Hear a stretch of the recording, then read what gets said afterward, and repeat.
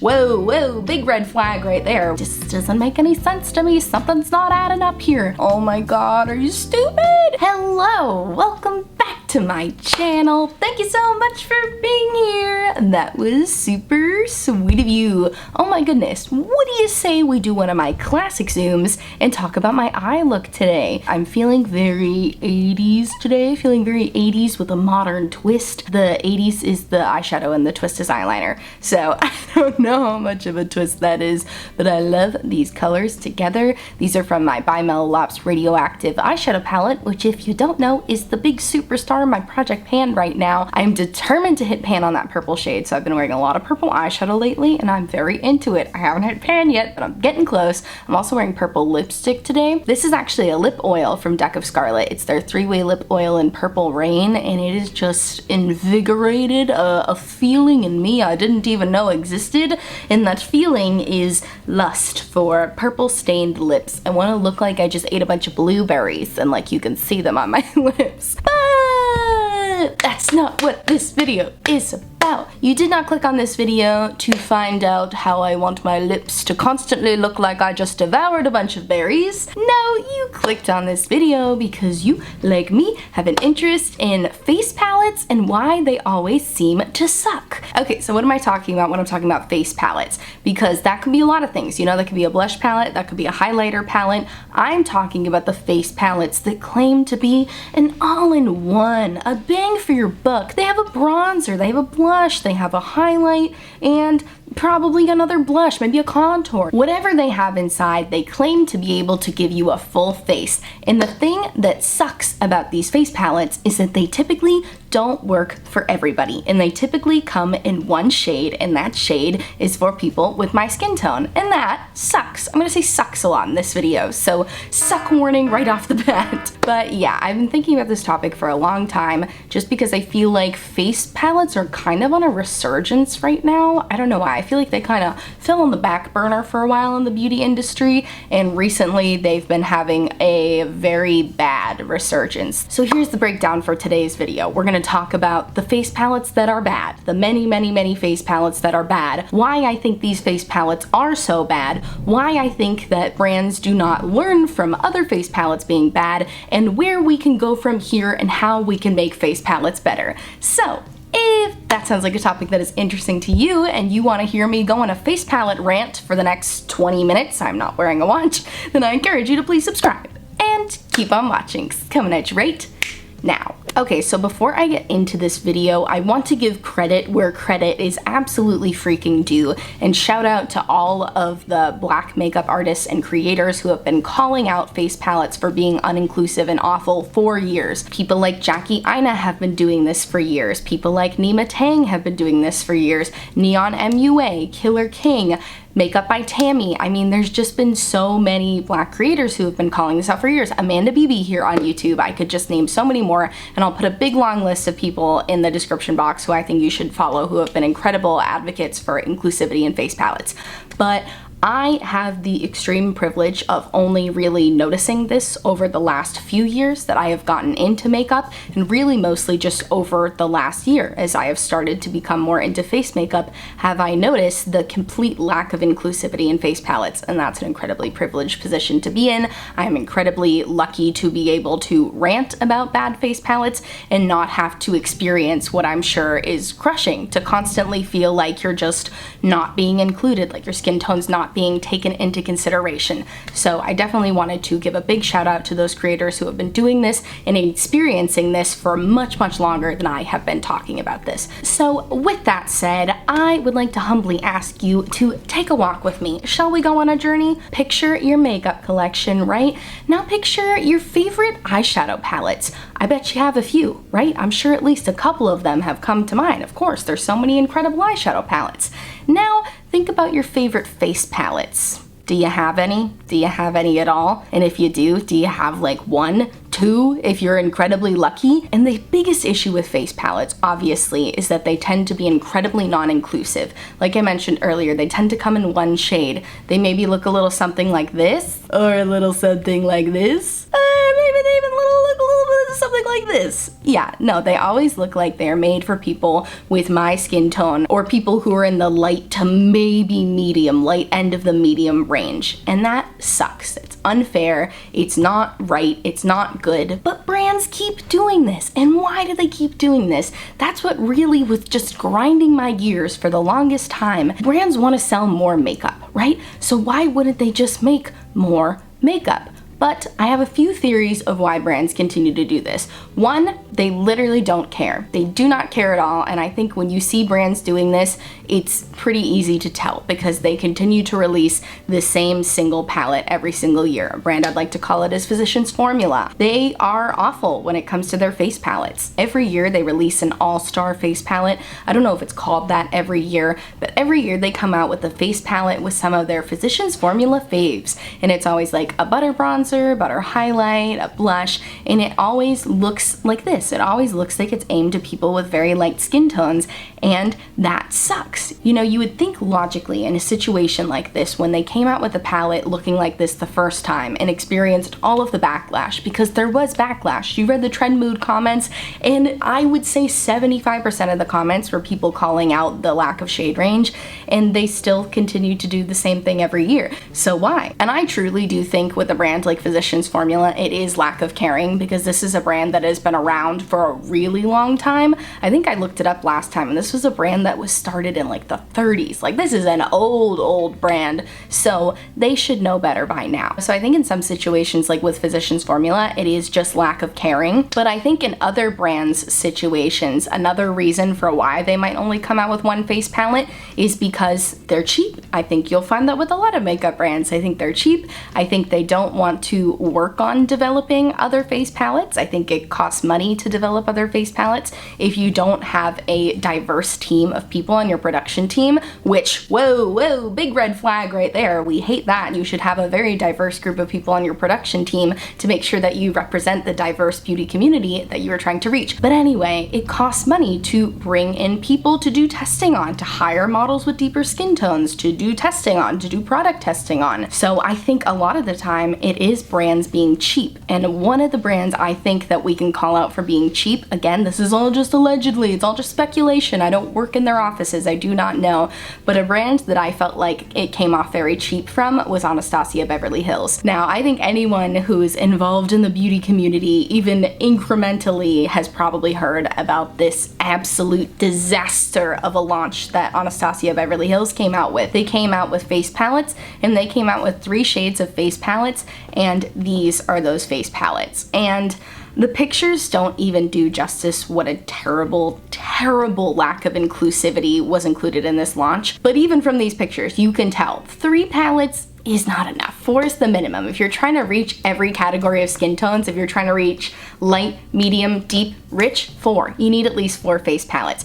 But they did 3, and they did an abysmal job. And what really solidified that for me, I already knew, but someone who really showed an example of how awful it was a creator named Sil by Ilette. I am so incredibly sorry. Her name is Sibilette. It is a beautiful, beautiful name. I read it as Sil by Ilette. It's Sibilette. But she posted this picture to Twitter because ABH was not only dumb enough to not come out with an inclusive line of face palettes, they were even dumber to still send these non-inclusive face palettes out to makeup artists with deeper skin tones. You can clearly see that that bronzer is not going to work as a bronzer on her. I'm glad that she only swatched them. I'm glad that she didn't waste her time trying to put them onto her face, because it would have been a waste of time. You can see from this picture that it's not going to work for her skin tone, and that, to me, it just screams cheap from ABH, because if they had brought in models for testing, I mean, we already know, we saw with the Pull Up for Change movement last summer that they would not admit their company breakdown, so clearly that tells us they don't have a diverse production team. But if they had hired someone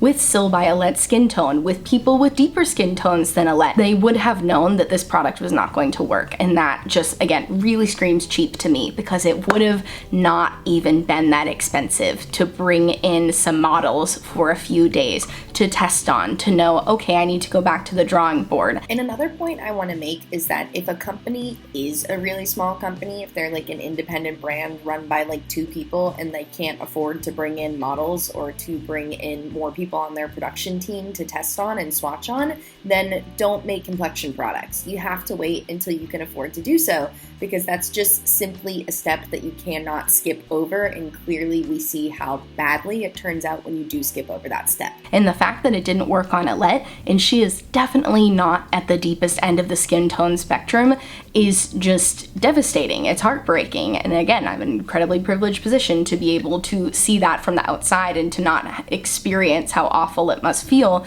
to go through the excitement of going, oh wow, I got PR, this is so great, a brand sent something to me, and then to try it on and realize, oh, they weren't thinking of me when they made this product, because clearly they weren't thinking about people with deeper skin tones when they made this product.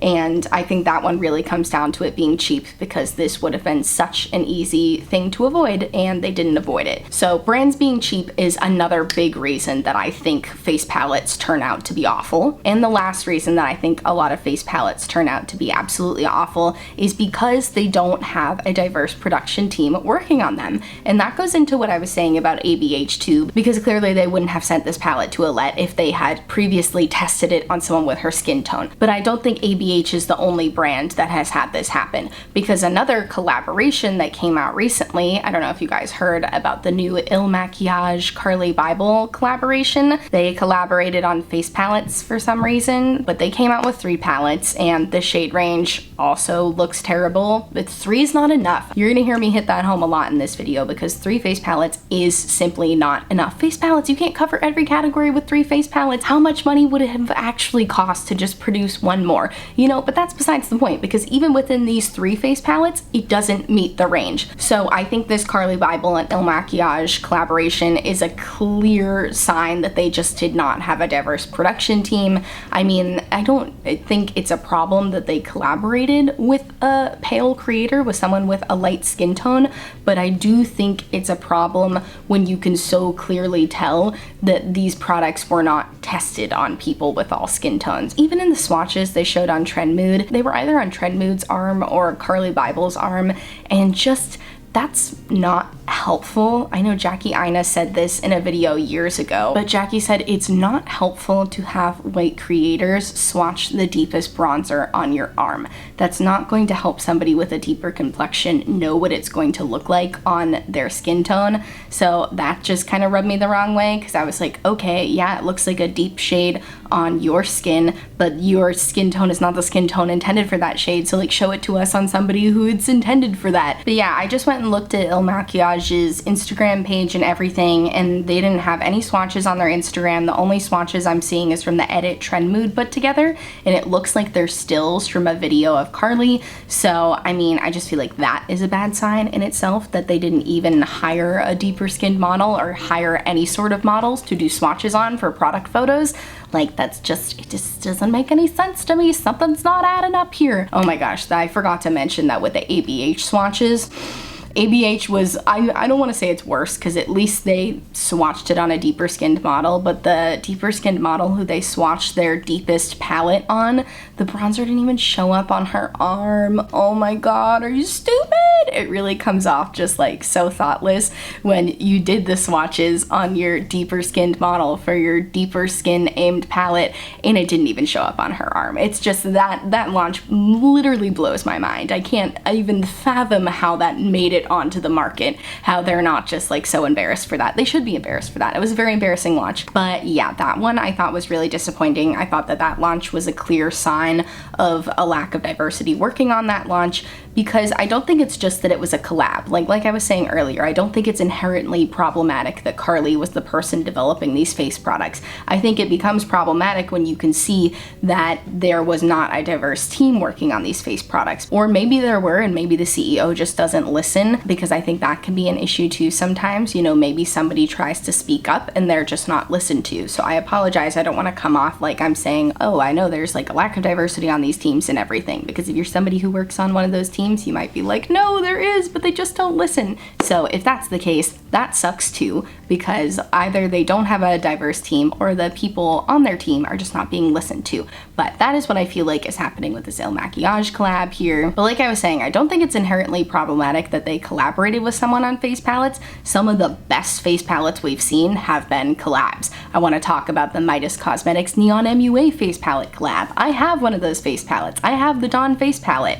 Neon MUA and Midas collaborated on the Dusk Till Dawn face palettes, and they are wonderful. They came out with 4 of them for the magic number 4, and they hit every single skin tone, and it's awesome. The Dawn face palette works incredible on my skin, and I've seen so many videos and people on Instagram trying all of the different palettes, and you just see the amount of joy people feel trying these palettes that feel so customized for them. And I think that's why a lot of people don't have a favorite face palette or don't have a face palette at all, is because they don't feel customized for you. They feel generalized. Midas and Neon MUA did not do that. They definitely gave it a very personal experience. They made each palette feel super customized for you, and I feel like that palette was so successful for that reason. Another incredible collaboration was between Tammi and Makeup Revolution. They came out with 2 palettes. They only came out with deeper palettes, which I think is awesome because clearly that's where you're trying to expand the range in the beauty community. So I think that's amazing that she developed 2 palettes for deeper skin tones, 2 face palettes, and they look awesome. So clearly the collaborator aspect is not the issue here, but I think that if a brand wants to collaborate with someone to expand their shade range or to come out with good face palettes, I think you should be collaborating with either multiple people of different skin tones or collaborate with black makeup artists, collaborate with people with deeper skin tones who understand the makeup industry, who are in the makeup industry. I think that's where you really see these type of products thrive. I'll call out another example of when Too Faced, who I do not like Too Faced for 1, 2, 3, 1,000 reasons, but I thought they made a really smart move when they brought in Jackie Aina to help them develop their foundation range. Jackie developed a bunch of new shades for them, and people loved those foundations. I remember watching the pouring in of reviews of people who liked Jackie and people who just wanted to try it out, and it was so well received, and those foundations were so good because they brought in someone who understood what was lacking and who filled in those spaces. And I feel like that's also why we saw such a success of the Neon MUA Midas collab. I think that's also why we saw the success of the Tammi and Makeup Revolution collab, and I think that's why all of those products are so well loved. Whereas when I read the comments under the Trend Mood post of the Carly Bible Il Makiage collab, I'm not seeing such kind things. So yeah, I know I got a little off track here, but that was my third reason for why I think face palettes usually suck, is that they don't collaborate with people who represent the audience who they're trying to reach. Okay, so now that we know why brands are continuing to make face palettes that suck, we know it's because they either don't care, because they're cheap, or because they don't care to collaborate with people who represent the beauty community that they're serving.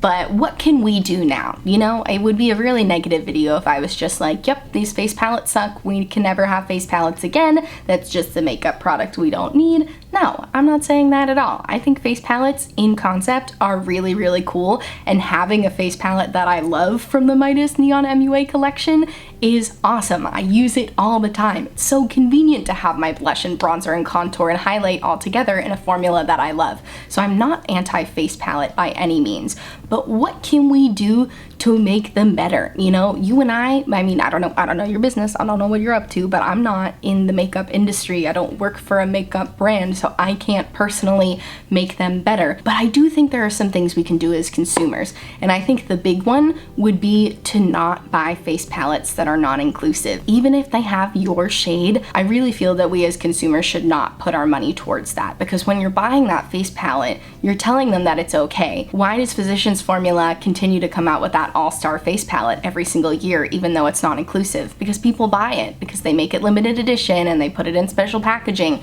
and they make it a real really good deal, so a bunch of people buy it. And they're laughing all the way to the bank, baby, but people who are not included in that face palette are not laughing, and that sucks for them. So I think the biggest power we hold is in our wallets, you know? If you don't buy those face palettes, then maybe that will send a message that they need to make a change. I think a lot of people have been doing that with Hourglass, which I think is amazing. Samantha Ravindal is one of the larger creators who announced she would no longer be working with them or supporting them at all.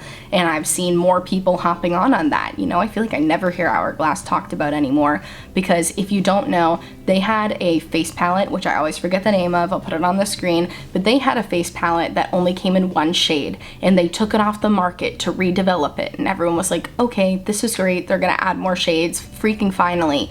Well, they came back out with it exactly the same. It was exactly the same shades. And I think that really ran it home for people that, oh, they don't care. They fell into that don't care category. Clearly not the cheap category, because they took it off the market for a year to redevelop it, but clearly they fall into the not caring category, and that just became so blatantly clear for people that they couldn't ignore it.